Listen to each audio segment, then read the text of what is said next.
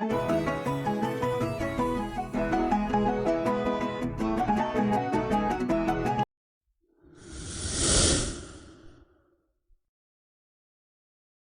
the land of Eldoria, a young inventor named Lily set out on a quest to find the legendary Crystal Guardian, a powerful being said to possess the knowledge of all inventions, past, present, and future. Armed with her trusty gadgets and gizmos, Lily journeyed through treacherous forests and daunting mountains, facing challenges and obstacles at every turn. After weeks of searching, Lily finally reached the Crystal Guardian's hidden lair, a magnificent crystal palace shimmering with otherworldly light.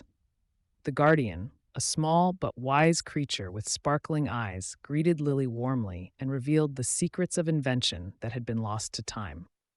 With newfound knowledge and inspiration, Lily returned to her village as a hero, using her newfound skills to create incredible inventions that would change the world forever.